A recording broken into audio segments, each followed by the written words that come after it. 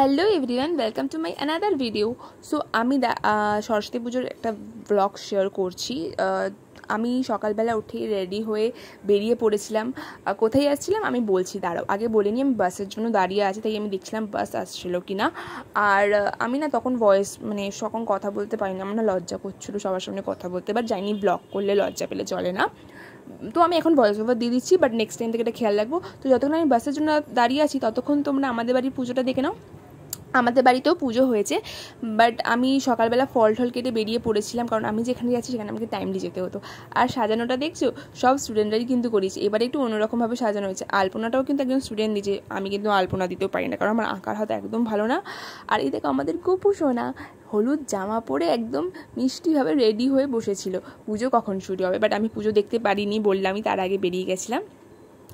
আর ওপরে দেখো লাইটিংও করা আছে, ওটাও স্টুডেন্টরা করেছে। ওরা খুব সুন্দর করে পুজো করে। আর এইবারে তো ভোগও ওরা প্রিপেয়ার করেছে, বাট সরি, আমি যখন ক্লিপটা নিয়েছি তখন ভোগটা প্রিপেয়ার হয়নি, তাই জন্য আমি নিতে পারিনি। বাট সবই ওরা করেছে। তো ফাইনালি আমি বাসটা পেয়ে গেছি। আমি তোমাদেরকে একটু বলে রাখি। আচ্ছা, আমি কোথায় যাচ্ছি আগে সেটা বলি। আমি যাচ্ছি হচ্ছে বলরাম মন্দির, Bagbazar, north Kolkata, my favourite place. Okay, so বলি আমি কিভাবে যাচ্ছি বলরাম মন্দিরে। বলরাম মন্দিরের হিস্ট্রি বা কথা আমি কিছুক্ষণ পরে শুরু করছি। তার আগে আমি বলে রাখি, আমি বেহালা থেকে যাই। আর আমার সুবিধা হয় কি বলতো, আমি 222 ধরি। 222-এ করে একদম আমি নামি শোভাবাজার সুতানুটি, তার পরের যে স্টেশন স্টপেজটা আছে রাজবল্লভ পাড়া। ওই রাজবল্লভ পাড়া থেকে আমি নেবে একদম সোজা হাঁটা দিই। সোজা হাঁটতে হাঁটতেই আমি বলরাম মন্দির পাই। তারপরে আমি বলরাম মন্দির পাই, তো বললাম। তারপরে আমি নিবেদিতা স্কুল আছে, মায়ের বাড়ি, সব পরপরই পেয়ে যাই। তো ওইভাবেই আমি যাই। ফাইনালি অনেক দিন পর আমি ব্লগে হয়তো কথা বলতে শুরু করছি, তো মন খুলে আজকে কথা বলবো। তো আমি এখন রাজবল্লভ পাড়ায় নেমে গেছি। বেহালা থেকে আমি 222 ধরেছিলাম, আর 222-এ করে আমি রাজবল্লভ পাড়ায় নেমেছি। তো প্রথমে আমি যাব হচ্ছে বলরাম মন্দির। আজ আমার বাড়িতেও পুজো ছিল, বাট আমি অঞ্জলির ওখানে দিতে পারিনি, নাহলে ওখানে 10টার সময় পুজো হবে। বাট অঞ্জলি দিয়ে আস্তে আস্তে আমার পুরো 12টা-1টা বেজে যাবে, আর তখন তো সবই বন্ধ থাকবে, আমি কিছুই দর্শন করতে পারবো না। তাই একবার শুধু ফলটা কেটে বেরিয়ে পড়েছি। এই সামনেই বলরাম মন্দির। একবার আমি আগে বলরাম মন্দির দর্শন করে নিই। আর আজকে আমি শাড়ি পরিনি, বিকজ আমার মনে হয়েছিল যে শাড়িটা পরবো না, অন্য তো চুড়িদার বা সালওয়ার স্যুট কিছু পরি। তো মায়ের চুড়িদার পরেছি, যেটা আমার একটুখানি বড় হয়েছে। আর এই দেখো বলরাম মন্দির, নর্থ কলকাতায় কি স্পেশাল জায়গায় আজকে আমি ঘুরবো, নর্থ কলকাতায়। তো চলো তোমরা, আমি দেখাচ্ছি তোমাদেরকে। রামকৃষ্ণ মঠ। বলরাম মন্দির হলো রামকৃষ্ণ মঠ ও মিশনের একটি শাখা কেন্দ্র ও রামকৃষ্ণ মন্দির। এটি উত্তর কলকাতার বাগবাজার অঞ্চলে অবস্থিত। বলরাম মন্দির রামকৃষ্ণ মিশনের বাংলা মুখপত্র উদ্বোধন পত্রিকার প্রধান কার্যালয়, উদ্বোধন বাটি, রামকৃষ্ণ সারদা মিশন, ভগিনী নিবেদিতা বালিকা বিদ্যালয় ও গিরিশচন্দ্র ঘোষের বাড়ির কাছে অবস্থিত। 1897 সালের 1 মে এই বাড়িতেই স্বামী বিবেকানন্দ রামকৃষ্ণ মিশন প্রতিষ্ঠা করেছিলেন। বলরাম মন্দির রামকৃষ্ণ পরমহংসের শিষ্য বলরাম বসুর বাড়ি ছিল। ঠাকুর রামকৃষ্ণ এই বাড়িতে তার কলকাতা নিবাসী ভক্তদের সঙ্গে দেখা করতে আসতেন। সারদা দেবী ও রামকৃষ্ণ পরমহংসের দেবের অন্যান্য শিষ্যরাও এই বাড়িতে বসবাস করেছেন। যে ঘরে ঠাকুর তার শিষ্যদের সঙ্গে দেখা করতেন সেটি এখন ঠাকুরঘর। আর মা যে ঘরে থাকতো সেই ঘরটিতে একটি সিংহাসনে মায়ের ফটোগ্রাফ রেখে পুজো করা হয়। বলরাম মন্দিরে আরও একটি ঘর আছে। এখানে বলরাম বসুদের পারিবারিক গৃহদেবতা জগন্নাথ, বলরাম ও সুভদ্রার পূজা হয়। বলরাম মন্দিরের বারান্দায় একটি কাঠের ছোট রথ রক্ষিত আছে। এই রথে বলরাম মন্দিরে রথযাত্রা উৎসবের আয়োজন করা হয়। কথা রয়েছে, এরকম কথা রয়েছে যে এই রথটি রামকৃষ্ণ পরমহংস টেনেছিল বলে জানা যায়, এটা আমি শুনেছি। তো বলরাম মন্দিরে দেখতেই পাচ্ছ তোমরা কতটা সুন্দর।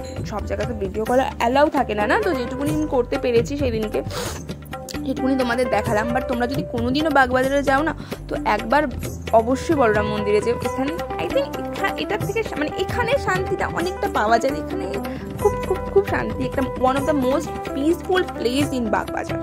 সো তো চলো এবার আমরা এগোই। তো হেঁটে যেতে যেতে এখানে সেই সেম মেলা বসেছিল যেটা আগের বার বসেছে। আগের বার আমি একই জায়গায় এসেছিলাম। আমি জানি না কেন আমার বলরাম মন্দির বা এই বাগবাজারে স্পেশালি আসতে খুব ভালো লাগে। আর বলরাম মন্দির তো আলাদাই শান্তির এক জায়গা।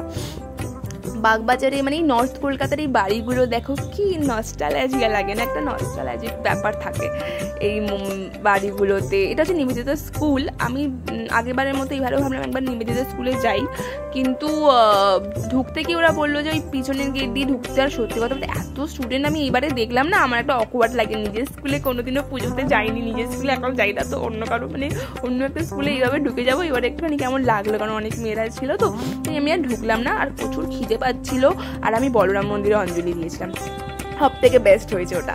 আর তারপরে আমি মায়ের বাড়িতে যাচ্ছিলাম মায়ের দর্শন করতে, বাট অলরেডি 11:30 বেজে গেছিলো। আমি জানি না দর্শন করতে দেবে কিনা, কুপনও কাটিনি, খাবো কি বসে আছি। কিন্তু ওই যে বলে না, মায়ের কাছে গেলে মা সন্তানদের কোনোদিনও ফেরায় না, ঠিক তাই ব্যাপার হলো। আমি গেছি আর আমার প্রচণ্ড খিদে পাচ্ছিল না, আমার বাইরে খাবার খেতে আমিষ কিছু খেতে ইচ্ছাও করছিল না, কারণ নিরামিষ খাই ওই দিনকে আমি।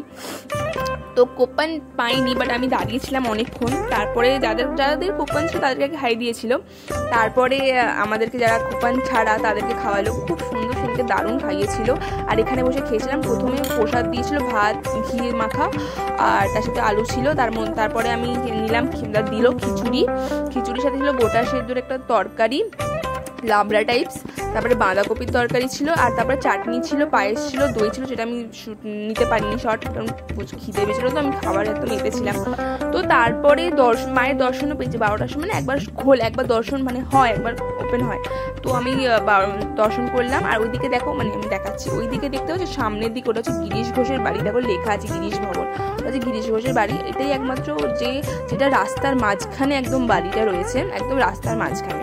তো আমার সব ঘোরা হয়ে গেছে, বাগবাজারে ভোগ খেলাম, পুরো পেট ভরে গেছে খেয়ে। এখন ভাবছি বাড়ি চলে যাই, কারণ মায়ের দর্শনও করে নিয়েছি। 12টার সময় একটুখানির জন্য খোলে, তো তখনই দর্শন করে নিয়েছি। তো এবার আর ভালো লাগছে না, কারণ অলরেডি রোদ পড়ে গেছে আর প্রচণ্ড গরম লাগছে। আর এই রোদে একা একা হাঁটাহাঁটি করে ঘোরা পসিবল নয় আমার পক্ষে। তো ভাবছি বাড়ি চলে যাই, বাড়ি থেকে একটু রেস্ট করি, হইচইতে সিনেমা দেখি। আর আমাদের বাড়িতে পুজো হচ্ছে, আর সব থেকে ভালো কথা হচ্ছে না, পুরো ঘেমে গেছি। তো তার আমি বলছি পরে কথা বলছি, আমি এখন বাসের সাথে দাঁড়িয়ে আছি, বাস আসুক তারপর আমি তোমার সাথে কথা বলছি।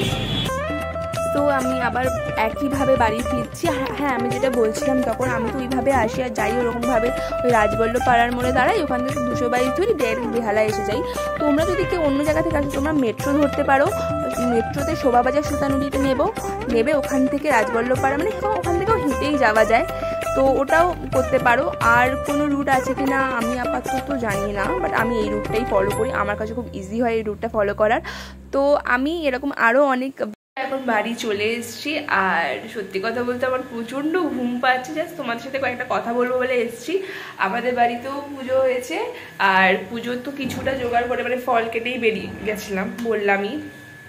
আর মায়ের বাড়িতে ভোগ খেলাম, দারুণ ভোগ খাওয়ালো, দই পায়েস সব খাইয়েছে আজকে, বেশ ভালোভাবে খেলাম পুরো। আর খেয়ে না আর আমার হাঁটার এনার্জি ছিল না। আর এখন তো সব জায়গায় প্রায় বন্ধ পাবো, নাহলে আমার উদ্যানবাটিতে যাওয়ার ইচ্ছা ছিল, বাট একসাথে না এতটা পারতাম না। আর মাঝখানে সব বন্ধ থাকে, আমি কোথায় বসবো। আর তাই ভাবলাম যে বাড়ি চলে আসার প্রচণ্ড ঘুম পাচ্ছিল আর খুব টায়ার্ড লাগছিল, কারণ কালকে অফিস থেকে ফিরেছি, রাত হয়ে গেছিলো শুতে শুতে, তার জন্য। তারপরে আজকে আবার সকালবেলা ভোরবেলা উঠেছি, তো একটুখানি রেস্ট নেবো, এখন একটু ঘুমাবো। তারপরে কি সুন্দর করে সব স্টুডেন্টরাই সাজিয়েছে, এটা পুরো সাজিয়েছে স্টুডেন্টরা। আবার দেখো এই উপরে লাইটও লাগিয়েছে ওরাই, খুব সুন্দর লাগছে না ডেকোরেশনটা। সব পুজো হয়েছে। আর রাতের ডিনারে লুচি ছিল, মানে খুব ইচ্ছে করছিল, আলুর দমটা তো ঝাল ঝাল হয়েছিল, আমি খেতে পাইনি, তো ভাবলাম যে লুচি মাকে করতে বলি, আর লুচি আর আলুর দম খেলাম। তোমাদের আজকের এই ভিডিওটা ভালো লেগেছে। আজকে আমি প্রচণ্ড টায়ার্ড, সব জায়গায় ঘুরেছি। আর সত্যি কথা বলতে গেলে খুব ব্লেসড ফিল করি যখন আমি বলরাম মন্দির অঞ্জলি দিলাম, মায়ের বাড়িতে ভোগ খেলাম, তো প্রচুর মানে নিজেকে ব্লেসড আমি মনে করি। তো আই হোপ তোমাদের ভিডিওটা ভালো লাগলে অবশ্যই লাইক কমেন্ট শেয়ার করে দিও। আর কি বললাম, হ্যাঁ আমি এডিটিংটা আমার হয়তো একটুখানি কমে গেছে, এডিটিং স্কিল অতটা ভালো এখন আর সেরকম এডিটিং করতে পারছি না, বিকজ আমার ভিডিও দিতে দেরি হয়ে যাচ্ছে, যার ফলে ওই জন্য না আমি যেরকম হচ্ছে একটা তাড়াতাড়ির মধ্যে করে দেওয়ার চেষ্টা করছি, কারণ আমি চাই যে আমার ভিডিওগুলো পরপর পোস্ট হতে থাকে, দেরি না হয়, যার ফলে দেরি হচ্ছে ভিডিও দিতে। আর আমার চ্যানেলের গ্রোথটাও একদম কমে গেছে, একদম ডাউন দেখিয়ে দিয়েছে, তো ওটা খুব খারাপ লাগছে। তো তোমরা প্লিজ একটু সাপোর্ট করে, জাস্ট 1 উইক ভিডিও দিইনি, 1 উইক, অ্যান্ড আমার পুরো এতটাই ডাউন হয়েছে যে এবারে ভিডিও দিলেও সেরকম ভিউজ পাচ্ছি না। তো ওটা আমার ভুল হয়ে গেছে, যে ভুলটা আমি আর করবো না, রোজ ভিডিও দেবো, চেষ্টা করছি রোজ দেওয়ার। তোমরা একটু সাপোর্ট করো। রাত হয়ে যাচ্ছে দিতে দিতে, বিকজ অফিস থেকে এসে এডিটিংটা পুরো না হলে এডিটিং করা, তো সব কিছু নিয়ে প্রচণ্ড হচ্ছে। তো তোমরা প্লিজ একটু সাপোর্ট করো। আর এরপরে আমি ঠিক করেছি আমি ঠাকুরের স্মৃতি জড়িত বিভিন্ন স্থানে যাব, এক্সপ্লোর করব, মানে নর্থ কলকাতা ঠাকুরের স্মৃতি প্রচুর রয়েছে ওখানে। নেক্সট একটা জায়গা আমার ঠিক করা আছে, তারও হিস্ট্রি তোমাদের সাথে শেয়ার করবো, আশা করবো তোমাদের ভালো লাগবে। চলো দেখা হচ্ছে নেক্সট ব্লগে। Tata, bye bye, see you, tata.